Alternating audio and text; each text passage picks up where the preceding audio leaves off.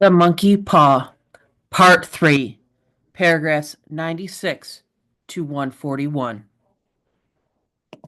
In the huge new cemetery, some 2 miles distant, the old people buried their dead and came back to a house steeped in shadow and silence. It was all over so quickly that at first they could hardly realize it, and remained in a state of expectation as though of something else to happen, something else which was to lighten this load too heavy for old hearts to bear. But the days passed, and expectation gave place to resignation, the hopeless resignation of the old, sometimes miscalled apathy. Sometimes they hardly exchanged a word, for now they had nothing to talk about, and their days were long to weariness. It was about a week after that the old man, waking suddenly in the night, stretched out his hand and found himself alone. The room was in darkness, and the sound of subdued weeping came from the window. He raised himself in bed and listened. "Come back," he said tenderly. "You will be cold." "It is colder for my son," said the old woman, and wept afresh. The sound of her sobs died away on his ears. The bed was warm, and his eyes heavy with sleep.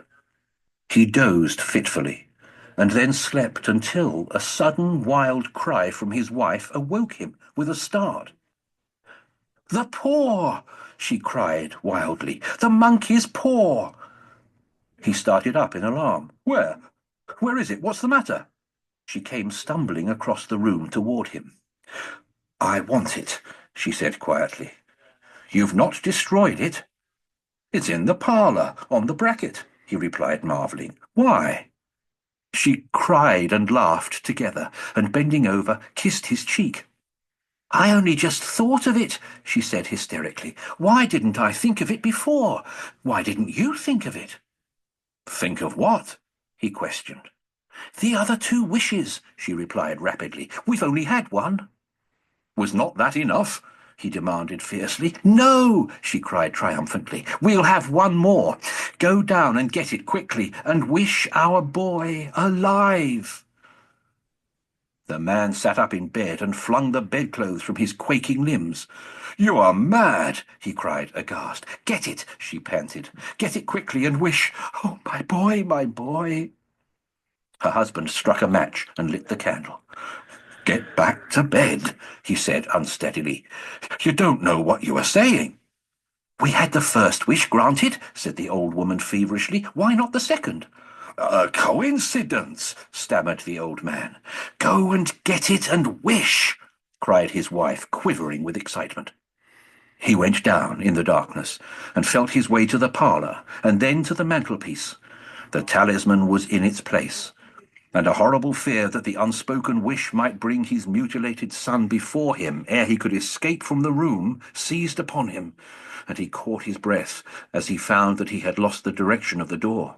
His brow cold with sweat, he felt his way round the table, and groped along the wall until he found himself in the small passage with the unwholesome thing in his hand. Even his wife's face seemed changed as he entered the room. It was white and expectant, and to his fears seemed to have an unnatural look upon it. He was afraid of her. "Wish!" she cried in a strong voice. "It is foolish and wicked," he faltered. "Wish!" repeated his wife. He raised his hand. "I wish my son alive again." The talisman fell to the floor, and he regarded it fearfully. Then he sank trembling into a chair as the old woman, with burning eyes, walked to the window and raised the blind. He sat until he was chilled with the cold, glancing occasionally at the figure of the old woman peering through the window. The candle end, which had burnt below the rim of the china candlestick, was throwing pulsating shadows on the ceiling and walls, until, with a flicker larger than the rest, it expired. The old man, with an unspeakable sense of relief at the failure of the talisman, crept back to his bed, and a minute or two afterward the old woman came silently and apathetically beside him. Neither spoke, but lay silently listening to the ticking of the clock. A stair creaked, and a squeaky mouse scurried noisily through the wall. The darkness was oppressive, and after lying for some time gathering up his courage, he took the box of matches and, striking one, went downstairs for a candle.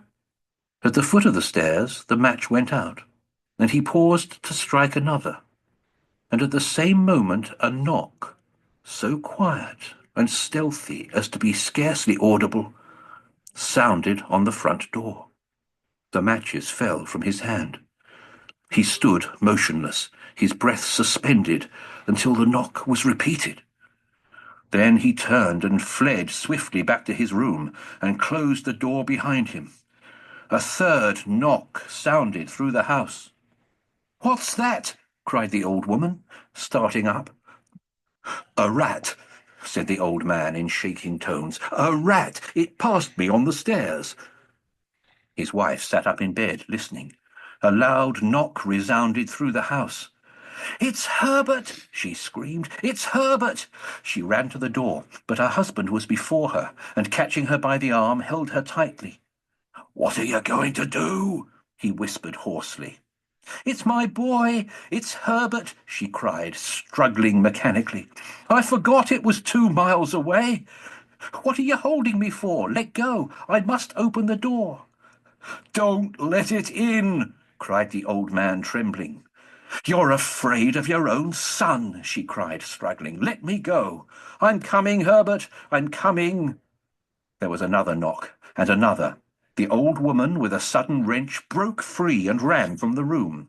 Her husband followed to the landing and called after her appealingly as she hurried downstairs. He heard the chain rattle back and the bottom bolt drawn slowly and stiffly from the socket. Then the old woman's voice, strained and panting. "The bolt!" she cried loudly. "Come down! I can't reach it!" But her husband was on his hands and knees, groping wildly on the floor in search of the paw. If he could only find it before the thing outside got in.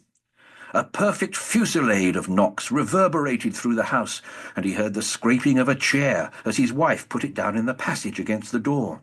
He heard the creaking of the bolt as it came slowly back, and at the same moment he found the monkey's paw and frantically breathed his third and last wish.